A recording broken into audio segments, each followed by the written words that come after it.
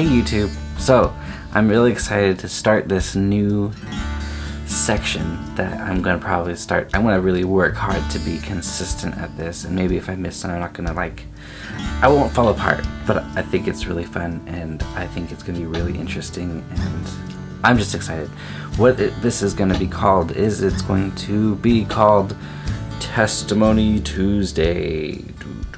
Okay, so Testimony Tuesday. I've talked about it before in a video, and I think I'm going to start doing it. What does that mean? Well, I believe in the power of testimony. It doesn't have to be testimony is a term that is very basic in the sense that I have a testimony of something good and powerful, and something that happened. And what we do with testimony is we would tell our testimony to encourage somebody else that they can accomplish or get through the same thing that we went through. So that is testimony. It's encouragement. It's power. It's like planting the seed inside of us that something is possible when we thought it was impossible. And so testimony, let's get there. I want to first read a verse from the Bible. It is Revelations 12:11. Great verse, powerful verse. Revelations, amazing. It says, "And they defeated him by the blood of the Lamb and the word of their testimony." Him, the enemy. We defeat the enemy by the blood of the Lamb, Jesus, and the word of our testimony. What have we been delivered from personally? Just have so much to say, because I feel like when we talk about what we've been delivered from and we don't keep quiet, then it gives people the sense of something's possible that was never possible before. Alright? Does that make sense? Like, we can encourage each other to say, you can do it. Now, it doesn't, we've heard that before. It doesn't have to be super spiritual, but I'm taking scripture and I'm making it so you can grasp it for yourself. Okay? So, I'm going to a website from Bethel, and I love Bethel Church, but they have healing room testimonies because I believe in healing and I want that for myself. We've talked about it before. It's available to all of us out there if we need healing, and I'm going to go through this kind of live. I haven't really talked or I haven't read through them. I just want to be able to share them live with you and me. YouTube, my buddy, my pal. Remember, you're my friend. Okay, this is a story about Carl. Alright, now I'll read it and try and read it fairly quickly, but basically here's what happened. Carl drove 3 hours to the healing rooms, determined to receive his healing. He came in with level 3 to 4 knee pain in both knees. Backstory: in 2015 he was carrying a 200-pound piece of glass, and when he turned his knees instead of with his feet, both meniscuses in his knees tore. As a result, he had a left knee replacement and 2 orthoscopic surgeries on both knees. He said he had constant knee pain since that issue.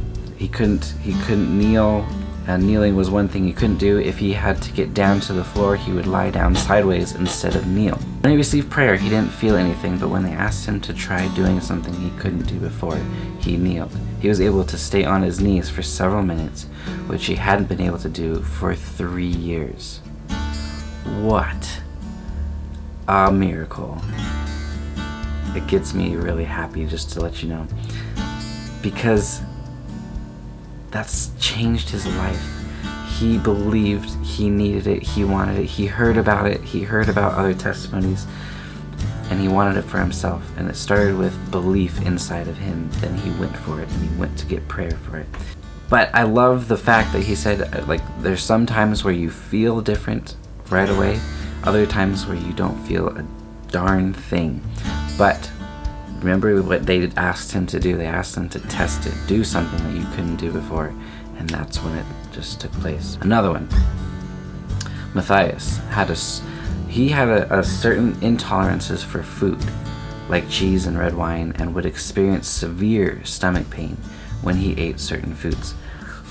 Alright, so there's things about healings that are I don't know, you would think a healing, some healings are challenging, some healings are easy. You would be okay, that's believable. Okay, I have a cold. Let's say I have a cold, and I pray and you would think that you would get better, and you're like, okay, that's believable and easy, because colds, you get over colds. I mean, people get over colds all the time, the common cold, right? Well, there's certain things like food allergies, when it's you personally, that you think this is absolutely impossible to get rid of. I've dealt with this for so long. Okay, so let's just read on. He had some medication that would combat the reaction. However, he ran out of his pills in this fall. Because of this, he came to the healing rooms to receive prayer 3 weeks ago. When the team prayed, he did not feel anything and left believing he was not healed. He himself, this is what I was talking about, even felt, and I would probably feel the same way.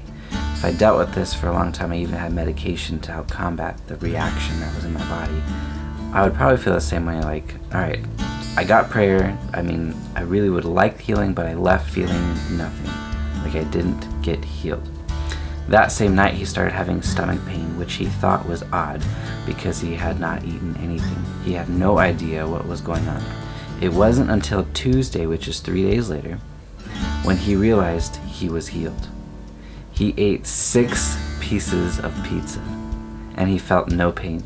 So he started testing all the other foods that would normally affect him and didn't feel any adverse reactions. Since then, he has been free to eat whatever he wants.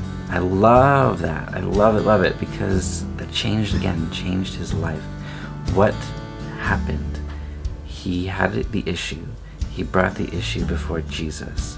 Like, he sought it out. It wasn't like there's a certain level of faith, but even then, he left feeling like he wasn't healed. But that's faith. It's as small as a mustard seed that was planted, and he went for it. I want to read one more, and then we'll probably be done, because I don't want to go too long on these videos. I want to try and keep them short and compressed. Alright, Terry had been a paratrooper as well as a contractor, and over the years suffered many injuries and had undergone 26 different surgeries. I've never read this testimony, so I'm just reading it right now. While working as a contractor in 1972, he fell 2.5 stories and shattered his left elbow, crushed his left wrist, and split open his left eye. He also broke his hip and pelvis in this accident. He spent the next 3 months in the hospital, and priests and nurses constantly expecting him not to make it. It took him about 10 years to get back on his feet, and another 3 years to get back to work. In another accident, 3 vertebrae in his neck were blown out, giving him headaches and severe neck pain at a level 6 or 7. Recently, Terry began to lose the use of both of his hands, though he wasn't sure why. After receiving prayer in the healing rooms, the pain in his neck and shoulders reduced to a level 1 or 0. His left arm, which was 4 inches shorter than his other arm, grew out, and his left leg, which was about 2 inches shorter than his other leg, also grew out. After 3 knee surgeries, he would often struggle to walk and to go up and down stairs, but after prayer he was able to walk, squat, and go up and down stairs without any issues.